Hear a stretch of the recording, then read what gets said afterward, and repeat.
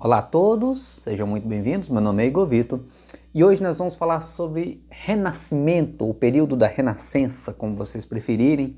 Mas primeiro a gente precisa partir da ideia de por que a gente chama esse período de renascimento, né? E renascimento, ele vem da ideia de voltar à era clássica do grego antigo, da Grécia e Roma, um renascimento em relação ao renascer da humanidade. Por quê? Porque renascimento está no contexto da Idade Moderna, a gente está fazendo aquela transição ali entre a Idade Média e a Idade Moderna, e para o pessoal da Idade Moderna, quando chega nesse período, a Idade Média era conhecida como Era das Trevas, ou seja, como um período tenebroso, um período em que a humanidade ficou praticamente parada, onde quase não houve um desenvolvimento, um período onde quase não se valorizou o conhecimento, onde quase não se valorizou o pensamento racional. Enfim, então a ideia de renascimento é a ideia de voltar ao mesmo pensamento que se tinha antes na Grécia Antiga. Na Grécia, na Roma Antiga, no período chamado período clássico. Para ficar mais fácil o entendimento, a gente vai estabelecer o renascimento com três bases: o humanismo, o antropocentrismo e o racionalismo.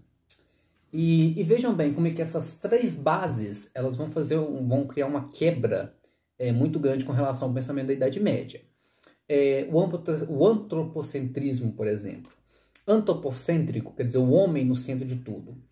Até a Idade Média, o nosso entendimento do mundo era de um mundo que era teocêntrico, ou seja, que Deus estava no centro de tudo. A partir do Renascimento, esse pensamento ele vai mudar e a gente vai passar a ter um pensamento mais antropocêntrico, como um homem no centro de tudo. Só que é muito perigoso isso aí, e muito importante você entender que essa mudança ela não está criando uma quebra ou uma aproximação de um ateísmo, a religião não está perdendo a sua importância. O que está acontecendo aqui é uma ideia de livre-arbítrio, porque até a Idade Média não era considerado como ser humano como tendo um livre-arbítrio. O ser humano era uma criação divina, Deus estava no controle de tudo o tempo todo, e logo tudo o que acontecia, de um certo modo, era o desejo de Deus. A partir do Renascimento é que vai surgir a ideia de livre-arbítrio. Deus criou o homem e tudo, mas o homem é o responsável pelo seu destino. O homem é o responsável pelas coisas que vão acontecer nesse mundo. Tá? É uma quebra muito grande em relação à Idade Média. Porque na Idade Média, Deus tem o controle total sobre o mundo. Tudo que acontecer foi vontade de Deus. Mesmo que a gente não entenda muito bem, foi uma vontade de Deus.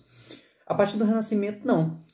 O ser humano é o responsável por si mesmo e ele é o responsável pelo mundo. Daí vem a ideia de um pensamento antropocêntrico. Também a questão do humanismo, isso vai levar a um certo humanismo. Humanismo seria uma doutrina que valoriza as questões humanas, que valoriza o ser humano como detentor do próprio destino, como construtor do próprio destino.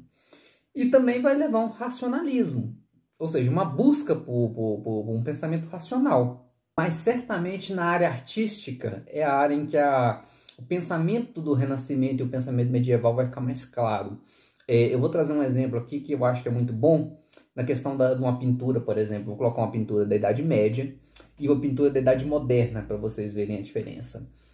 As artes na Idade Média, elas primeiro, o ser humano não era valorizado, tudo era uma questão divina, tudo era uma questão de Deus, logo todas as representações, praticamente todas as representações da Idade Média eram representações divinas, representações de período da Bíblia, alguma passagem bíblica, algum santo e tal, sempre algo divino. A partir do Renascimento, a ideia é que você também pode pintar uma pessoa comum, por exemplo. Para o pensamento medieval, isso era uma ideia inconcebível, porque você não ia perder seu tempo dedicando a uma coisa que não fosse divina, uma coisa que não fosse de origem divina. Um outro exemplo está na própria técnica da pintura, né? A pintura renascentista ela é muito mais perfeita, ela é muito mais bem elaborada, ela é muito mais caprichada. Por quê? E aí que está um pensamento que é interessante. Porque para a Idade Média, quando você fazia uma representação, essa representação era apenas uma representação de algo que é divino. Quem é perfeito é só Deus. Logo, quando você for fazer a pintura de alguém, por exemplo, for fazer o desenho de alguém, você não pode buscar, não é que você não precisa, você não pode buscar perfeição, porque perfeito é só Deus, e você buscar uma perfeição é uma blasfêmia, é um pecado praticamente, você está querendo ser perfeito como Deus. Então as pinturas da Idade Média elas são muito mais simples do que as pinturas renascentistas. No caso da pintura renascentista, no caso do pensamento renascentista, o pintor ou o escultor ou o artista que está fazendo a obra, ele vai ter um pensamento de que, como Deus é perfeito, como a criação de Deus é perfeita, ele vai tentar ser também o mais perfeito possível para que ele seja, para que ele seja justo com essa obra divina. Repare mais uma vez que Deus não está perdendo sua importância aqui nesse caso. O que está acontecendo é uma mudança mental sobre o assunto. Na Idade Média, você não precisa se esforçar, porque perfeito é só Deus. E na Idade Moderna, você deve se esforçar para ser o mais perfeito possível. Claro, você não vai ser perfeito, mas ser o mais perfeito possível em honra a esse Deus. Então, repare que não está havendo um confronto com Deus, não está havendo uma negação divina. Está havendo simplesmente uma forma de pensar, uma mudança na forma de pensar. Então, o Renascimento, ele é essa série de mudanças na forma de pensar que vão acontecer nessa transição entre a Idade Média, que é conhecida como Era das Trevas, e a Idade Moderna, que vai ficar conhecida como Era das Luzes, justamente por causa desse retorno à Grécia Antiga, esse retorno a uma busca pela sabedoria, uma busca pela filosofia antiga, uma busca pelo conhecimento, uma busca por um pensamento mais racional, com mais claridade, por isso que vem a analogia com a luz. E é muito importante a gente saber que o berço desse renascimento são as cidades italianas. O renascimento ele vai começar na Itália, depois ele vai se espalhar para o resto da Europa, vai se espalhar até mesmo para o mundo árabe.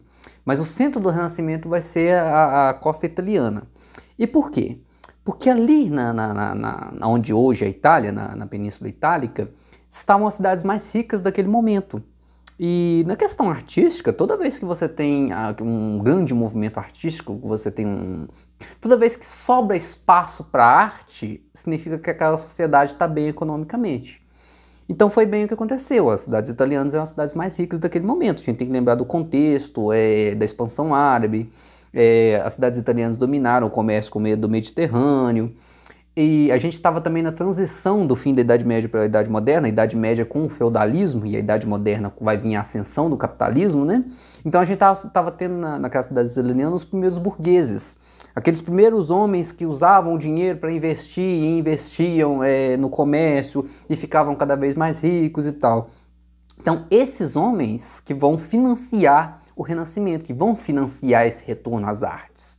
Tanto é que quando você pensa naquelas obras renascentistas, dos grandes pintores renascentistas, o Michelangelo, Da Vinci,